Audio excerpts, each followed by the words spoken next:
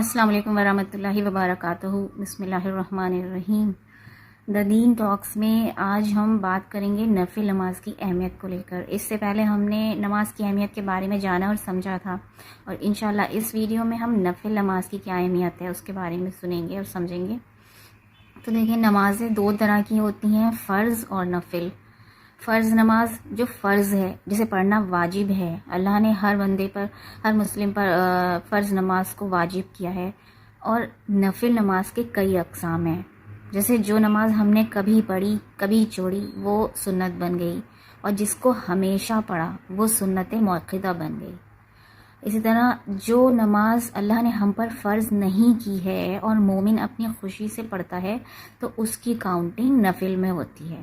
اللہ تعالیٰ نے سورہ بقرہ میں آیت نمبر 184 میں کہا کہ اور جو شخص اپنی خوشی سے زیادہ بھلائی کرے تو اس کے لیے بہتر ہے۔ اللہ ایک ہے، یہ مان لینا، یعنی کہ توحید کے بعد سب سے افضل نماز ہے۔ سنن ابو داؤد کی روایت ہے کہ فرض نماز اگر مکمل نہ ہو تو نفل اس فرض کے نسخ کو ختم کر دیں گے، مطلب کہ اس کی بھرپائی، اس کمی کو پورا کر دیں گے۔ لیکن روز قیامت میں سب سے پہلا جو حساب ہوگا اللہ کے حقوق میں وہ نماز کا ہوگا۔ تو آپ صلی اللہ علیہ وسلم کہتے ہیں کہ اللہ تعالیٰ فرشتوں سے کہے گا، بندے کا حساب چیک کرنے کے لیے اس کے فرض نمازوں کو چیک کیا جائے گا۔ اگر فرض نماز مکمل ہوئی تو مکمل لکھ دی جائیں گی، اور اگر ان میں کمی ہوئی تو اللہ کہے گا فرشتوں سے کہ دیکھو اس کی نفل نمازوں کو چیک کرو، اور نفل نمازوں کو چیک کیا جائے گا، وہ مکمل ہوئی تو مکمل لکھ دی جائیں گی، ورنہ پھر اس کی نیکیوں کو اللہ تعالیٰ چیک کروائے گا۔ تو اسی طرح آگے زکوٰۃ اور باقی اعمال کا حساب لیا جائے گا۔ نفل نماز پڑھنے سے درجات بلند ہوتے ہیں اور گناہ مٹ جاتے ہیں۔ سنن ابن ماجہ کی روایت ہے کہ آپ صلی اللہ علیہ وسلم نے فرمایا کہ تم اللہ کی رضا کی خاطر زیادہ سے زیادہ سجدے کیا کرو، کہ تم ایک سجدہ کرو گے تو اللہ تعالیٰ تمہارا ایک درجہ بلند کر دے گا اور ایک گناہ کو مٹا دے گا۔ تو یہاں پر سجدے سے مراد فرض نماز کے بعد نفل نماز کا پڑھنا ہے۔ دیکھیے، یہاں پر فرض نماز کے بعد ہی نفل نماز کی اہمیت ہے۔ اسی طرح جیسے کہ صدقے کی بہت اہمیت ہے لیکن زکوٰۃ کے بعد، عمرے کی بہت اہمیت ہے لیکن حج کے بعد، تو ٹھیک اسی طرح کہ پہلے فرض نماز ہے، فرض نماز کے بعد ہی نفل نماز کی اہمیت ہے۔ لیکن ہمارے یہاں کیا ہوتا ہے کہ نفل نماز کی اہمیت جاننے کے بعد نفل نماز کو پڑھنا شروع کر دیتے ہیں، لیکن فرض نماز پہلے ہے اور اس کے بعد نفل نماز۔ آپ صلی اللہ علیہ وسلم اتنی زیادہ نماز پڑھا کرتے تھے کہ آپ کے پیر سوج جایا کرتے تھے، اور کثرت نفل پڑھنا جنت میں آپ نبی کریم صلی اللہ علیہ وسلم کے ساتھ داخل ہونے کا سبب بنے گا انشاءاللہ۔ نفل نماز کا گھر میں پڑھنا خیر و بلائی کا باعث ہے۔ صحیح مسلم کی حدیث ہے کہ آپ صلی اللہ علیہ وسلم نے فرمایا کہ تم میں سے جب کوئی شخص مسجد میں نماز پڑھے تو نماز کا کچھ حصہ اپنے گھر کے لیے بھی رکھے، کیونکہ گھر میں کچھ نماز ادا کرنے سے اللہ گھر میں خیر و بھلائی کو لاتا ہے۔ جب نفل پڑھنے سے اتنی خیر و بھلائی آ رہی ہے تو آپ سوچیں فرض نماز پڑھنے سے کیا ہوگا، کتنی برکت اور کتنی خیر و بھلائی گھر میں آئے گی۔ لیکن یہ بات دھیان میں رکھیں کہ یہاں پر نفل نماز کے گھر میں پڑھنے کی بات ہو رہی ہے مردوں کے لیے، کیونکہ مردوں کا فرض نماز پڑھنا مسجد میں افضل ہے، اور عورتوں کا ٹھیک اسی طرح گھر میں پڑھنا افضل ہے۔ عورتیں بالکل مسجد میں نماز پڑھ سکتی ہیں لیکن ان کا گھر میں پڑھنا اور گھر کے اندر کسی کمرے میں پڑھنا نماز افضل ہوتا ہے، اور آدمیوں کو چاہیے کہ وہ فرض نماز مسجد میں ہی پڑھیں۔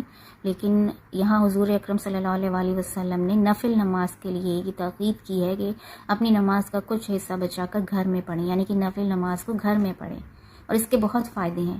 اس کے فائدے یہ ہیں کہ جب گھر میں بچے اپنے بڑوں کو نماز پڑھتے ہوئے دیکھتے ہیں تو ان کے اندر دین کو لے کر، نماز کو لے کر انٹرسٹ بڑھتا ہے، محبت بڑھتی ہے، اچھی عادتوں کو بچے ہمیشہ فالو کریں گے۔ جو اپنے بچے جو اپنے بڑوں کو کرتے ہوئے دیکھتے ہیں وہ وہی فالو کرتے ہیں۔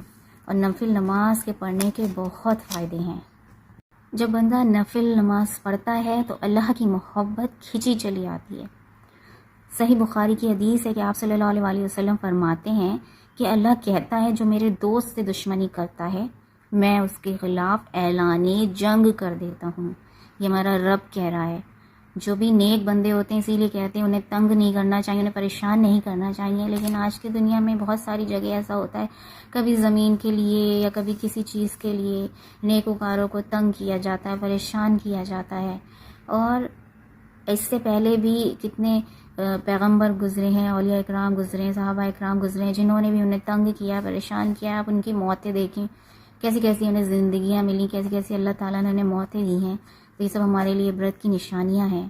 تو اللہ تعالیٰ صاف کہہ رہا ہے کہ میں اس انسان سے جنگ کر دیتا ہوں جو میرے دوست کو، یہاں دوست سے مراد اس انسان سے ہے جو توحید پرست ہو، جو دین کے رستے پر چلتا ہو، جو نمازی ہو، جو وہی کام کرے جو اللہ نے بتائے ہیں کرنے کے لیے.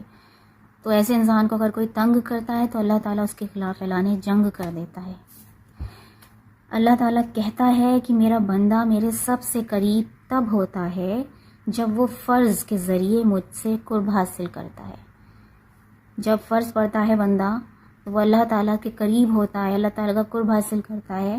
پھر نفل کے ذریعے قرب حاصل، پہلے فرض کے بعد پھر اس کے بعد نفل کے بعد وہ اللہ تعالیٰ کا قرب حاصل کرتا ہے، یہاں تک کہ میں اس سے محبت کرنے لگتا ہوں. پھر میں اس کا کان بن جاتا ہوں جس سے وہ سنتا ہے، میں اس کی آنکھیں بن جاتا ہوں جس سے وہ دیکھتا ہے، میں اس کی زبان بن جاتا ہوں جس سے وہ بولتا ہے، میں اس کے ہاتھ بن جاتا ہوں جس سے وہ چھوتا ہے. یہاں پر مراد کیا ہے کہ اللہ تعالیٰ پھر اس انسان سے محبت کرنے لگتا ہے، اور وہ انسان وہی سنتا ہے جو اللہ اس کو سنانا چاہتا ہے، وہی دیکھتا ہے جو اللہ دکھانا چاہتا ہے، وہی کہتا ہے جو اللہ چاہتا ہے کہ وہ کہے، وہی قدم رکھتا ہے جہاں اللہ تعالیٰ اس کو چلانا چاہتا ہے. یعنی کہ اللہ تعالیٰ اس بندے سے محبت کرنے لگتا ہے. اور یہ اللہ کا بہت بڑا احسان ہے کسی بندے کے اوپر کہ اللہ تعالیٰ کہے کہ میں اس کا ناک بن جاتا ہوں، کان بن جاتا ہوں، ہاتھ بن جاتا ہوں، جس سے وہ وہی کرے جو اللہ چاہتا ہے. سب سے بڑا احسان ہے اس بندے کے اوپر اللہ کا. اور اللہ آگے کہتا ہے کہ اور وہ مجھ سے سوال کرتا ہے تو میں ضرور اس کو عطا کرتا ہوں، اور وہ میری پناہ مانگتا ہے تو میں اسے پناہ دیتا ہوں. لیکن آج کی دنیا میں کیا ہے؟ آج کی دنیا میں کوئی انسان 5 وقت کی نماز پڑھ لے تو وہی بہت ہے نا، کیونکہ شیطان نے اتنا بزی کر دیا ہے کہ کام کے آگے انسان کو کچھ دکھتا ہی نہیں ہے. حضور اکرم صلی اللہ علیہ وسلم نے کہا تھا کہ ہر امت کا ایک فتنہ ہوتا ہے، میری امت کا فتنہ مال ہے. اور انسان مال کے پیچھے اتنا اندھا ہے کہ وہ نماز کے لیے دن بھر میں 1 گھنٹہ بھی نہیں نکال سکتا. اور ہم کہتے ہیں کہ جو قومیں گزری ہیں، جو پہلے جہالت کا دور گزرا ہے، تو جو یہ اب کا جو دور ہے نا، یہ بھی جہالت کا ہی دور ہے. کیونکہ اگر اینالائز کریں تو ہم وہی کام کر رہے ہیں جو پچھلی قومیں کر چکی ہیں.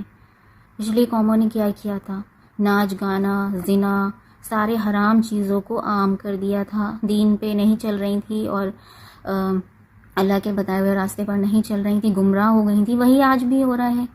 فرق بس اتنا ہے کہ پرانی قوموں پر اللہ کا عذاب آ گیا تھا، اور ہمارے پاس وقت ہے تب تک جب تک ہم زندہ ہیں.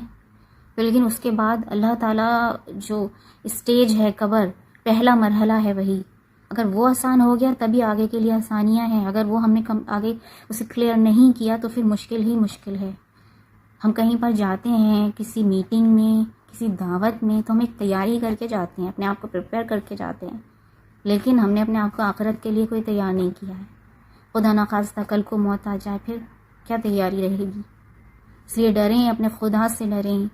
اور انسان اگر اپنے لیے دعا مانگتا ہے کہ اللہ مجھے ہدایت دے، جب انسان خود اللہ سے مدد مانگتا ہے، اللہ سے اپنے لیے ہدایت مانگتا ہے، تو اللہ ضرور اسے ہدایت عطا کرتا ہے.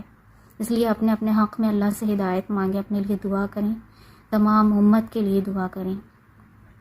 اس ویڈیو کو میں یہیں ختم کرتے ہوئے یہی کہوں گی کہ بس نمازوں کی پابندی رکھیں، مجھے اور تمام امت کو اپنی دعاؤں میں یاد رکھیں. انشاءاللہ نیکسٹ ویڈیو ہم بنائیں گے تہجد کی فضیلت پر، اور آگے ڈسکس کریں گے کہ تہجد کے کیا فضائل ہیں اور تہجد پڑھنے کے کیا فائدے ہیں. تو انشاءاللہ دوسری ویڈیو میں آپ سے پھر ملاقات کرتی ہوں. تب تک کے لیے السلام علیکم ورحمۃ اللہ وبرکاتہ.